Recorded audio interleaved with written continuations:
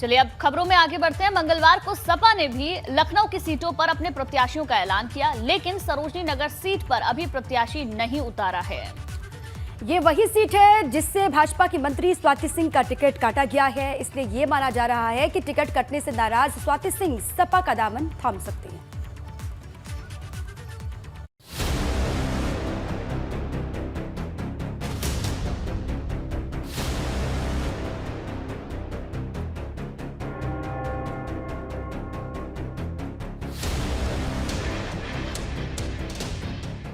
अखिलेश के 10 जंगबाज, लखनऊ पर किसका होगा राज?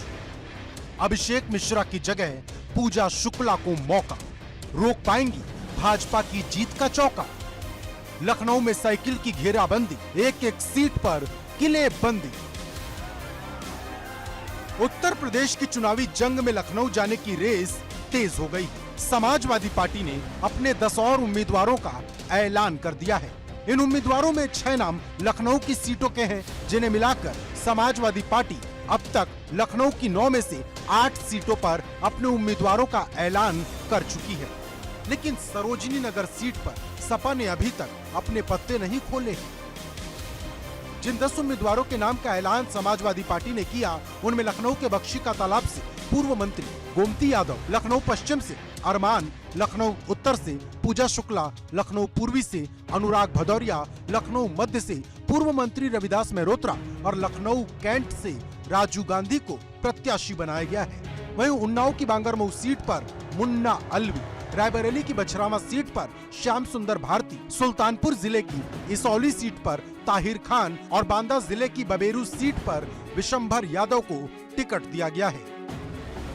लेकिन सबसे ज्यादा चर्चा लखनऊ की उत्तरी सीट को लेकर हो रही है, जहां समाजवादी पार्टी ने अखिलेश सरकार में मंत्री रहे पूर्व विधायक अभिषेक मिश्रा की जगह पूजा शुक्ला को मैदान में उतारा है। पूजा शुक्ला लखनऊ विश्वविद्यालय की छात्र नेता है।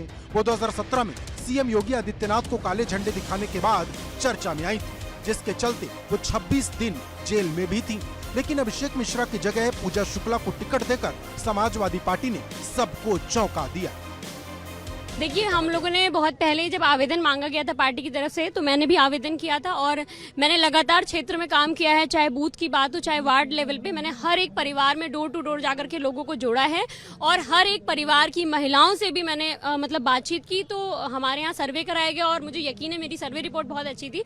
मैं माननीय राष्ट्रीय अध्यक्ष जी का बार बार धन्यवाद देती हूँ कि उन्होंने एक बहुत गरीब परिवार की बेटी को मौका दिया कि वो लखनऊ जैसी राजधानी में अपने आप को साबित कर सके। और मैं यकीन दिलाती हूँ उत्तर विधानसभा की जनता को और माननीय राष्ट्रीय अध्यक्ष जी को कि आपके विश्वास पे, आपने मेरी जो क्षमताओं पे भरोसा किया, मैं उस पर खरी उतरूंगी।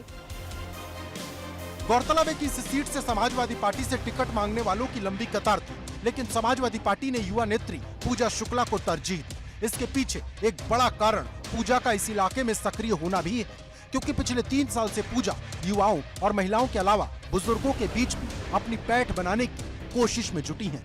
दूसरी तरफ अभिषेक मिश्रा पर बाहरी होने का ठप्पा है।